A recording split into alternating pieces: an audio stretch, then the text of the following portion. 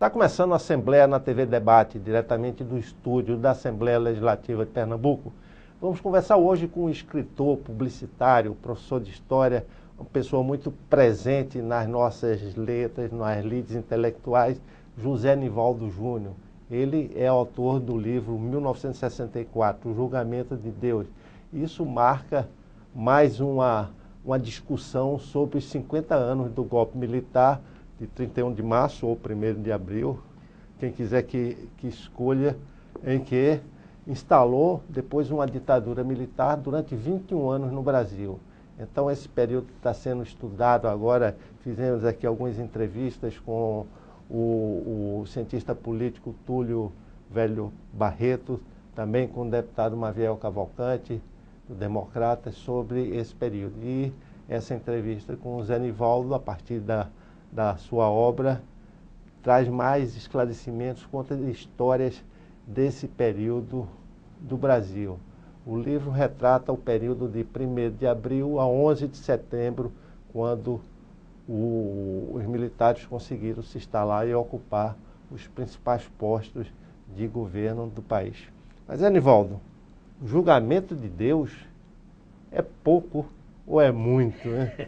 É muito pretensioso. Sem dúvida. É um pouco assustador. Mas é apenas um título. Porque o romance, como você muito bem colocou, ele começa tratando do 1º de abril, isso tomando posição. O autor optou, embora você tenha ressaltado, eu tenho uma formação de historiador, né, tenho mestrado em História, fui professor de História há 20 anos na faculdade da Universidade Federal de Pernambuco, porém optei por fazer um romance.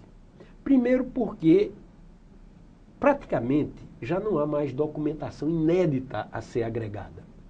É muito difícil uma pesquisa, é preciso uma sorte de minerador para encontrar um documento que acrescente ao que já foi publicado sobre 1964. Então eu escolhi a forma literária para ficar com mais liberdade, para, respeitando o conteúdo da história, transmitir os fatos passando a emoção que é vedada ao historiador. O historiador não pode tomar partido, não pode, ele tem que respeitar o documento, né?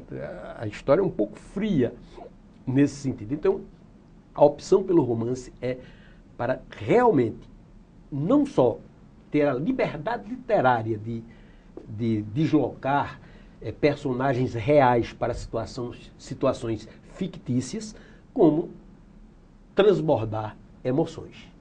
Também essa forma de transformar em ficção esse período é uma forma também de debochar, de brincar com isso, de colocar humor nisso, porque se você aprofundar um pouco, são situações tão absurdas, tão patéticas, que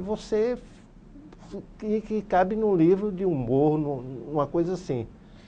Eu de certo modo, veja, eu me inspirei nas reações ao golpe pelo humor. Um Stanislau Ponte Preta, por exemplo, né, que criou naquela época o FEBEAPA, Festival da Besteira que assola o país, né, onde ele pegava fatos reais e a simples descrição dos fatos reais mostrava o absurdo da situação. Então, o livro é um livro irônico, bem-humorado, muito bem-humorado, às vezes até bem engraçado. As pessoas riem com as situações, dentro daquela velha concepção romana, ridendo castiga timores. Você não precisa ser sério para tratar de situações sérias, né? O humor, a ironia, a picardia, essa linguagem, essa linguagem irônica, ela permite transmitir exatamente o absurdo das situações. Eu vou dar um exemplo. A posição do livro é clara. O golpe aconteceu no dia 1º de abril. E criaram uma situação de antecipação para não ficar uma piada pronta para o mundo. Dia 1º de abril é o Dia Universal da Mentira, né? Então, naquele dia 1º de abril, as notícias vão chegando na cidade imaginária de Boi Pintado. Na verdade, vamos falar aqui, só para nós dois, e pedir reserva aos espectadores, é o Boi Pintado e a Surubim da minha infância. Eu não quis chamar de Surubim exatamente porque as situações do livro não expressam situações reais. Na verdade, não existe um só personagem que seja ele mesmo. Algumas pessoas têm, inclusive, já lido o livro e dizem, mas por que Deca? Não, existia um Deca. Existia um Loi. Mas não existiu o compadre Deca. Não existiu Tovares Loi. Então, na verdade, alguns personagens servem de referência. Existiu, na minha infância, até recentemente, uma grande figura intelectual, Naécio, lá em Surubim. A partir de Naécio, eu criei o professor Natécio, pai dos burros. Só que não tinha o perfil de vida de Naécio e tal. São personagens que servem de inspiração. Exato. Então, com essa fusão de personagens, na verdade, tudo é real e nada é real.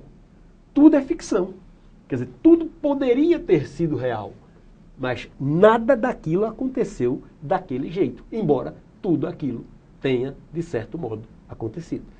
E como juntar essas duas coisas? Um golpe militar em 1º de abril e o julgamento de Deus. Por que o julgamento de Deus? O julgamento de Deus, ele é, digamos assim, o clímax de uma trama. O livro não é um livro religioso, isso eu faço questão de dizer, quer dizer, é um livro político, é um livro que bate forte no golpe militar, bate forte. É um livro que toma posições políticas sobre questões delicadas da história daquele período, como luta armada, a própria anistia, né? Coisas que são questionadas e discutidas, e o autor toma posição. Né? O autor toma algumas posições bastante polêmicas, reconheço. Né? Ainda a semana anterior teve o lançamento em Brasília, né? Roberto Freire foi lá e disse, olha, eu sei que vocês que fizeram a porcaria de pegar em arma contra o regime e não admitem o erro, rindo. Né? E eu disse, vocês que cometeram o erro de não enfrentar a ditadura como devia ser enfrentada e foram dizimados como patinhos na lagoa. Isso é uma polêmica, uma grande polêmica. Né? Na verdade, o julgamento é o culminar de um processo que começa no 1º de abril, mostra as repercussões do golpe na cidade imaginária de Boi Pintado, lá na cidade da minha infância, né? E o julgamento é um ato de rebeldia contra o regime, para botar em situação delicada a ideia dos promotores do julgamento, que é um julgamento simulado. Na época, você foi da época dos júris simulados, naquela época se fazia júri simulado de tudo, se julgava tudo, né? Então, criaram um julgamento de Deus para desafiar o governo militar e a igreja conservadora que deu apoio ao golpe. Então, esse é o desfecho, na verdade, do livro. O livro tem como momento culminante o julgamento em si, que mobilizou a atenção do mundo. Né? O mundo se dividiu, o mundo capitalista torcia pela absolvição de Deus e o mundo socialista, o bloco da União Soviética, da China, da Albânia, se mobilizava pela condenação de Deus. O Vaticano toma a sua posição, que eu não vou dizer para não tirar a curiosidade, o Vaticano toma uma posição inteligentíssima, e o próprio governo militar acabou, depois de uma raiva inicial e de uma coisa inicial, acabou assumindo uma atitude que eu não diria inteligente apenas, diria muito fria, né, de deixar passar o episódio, se fazendo de bonzinho, para depois tomar as suas medidas, como aconteceu em vários outros episódios da história. O resultado do julgamento só quem lê o livro. O resultado do julgamento eu deixo para a curiosidade dos leitores que chegarem ao final, porque só no final é que se desvenda não apenas o julgamento, o resultado do julgamento. O livro tem uma série de outras questões, meio religiosas, meio políticas. Por exemplo, tem um personagem que é o pistoleiro do coronel, que é assassinado na porta da cadeia, ressuscita, desce do céu numa carruagem de fogo e vira um beato. Ele era um ponto de transição entre o cangaceirismo e o misticismo. Ele transitou, ele foi cangaceiro, digamos assim, foi pistoleiro, foi beato, volta a ser pistoleiro.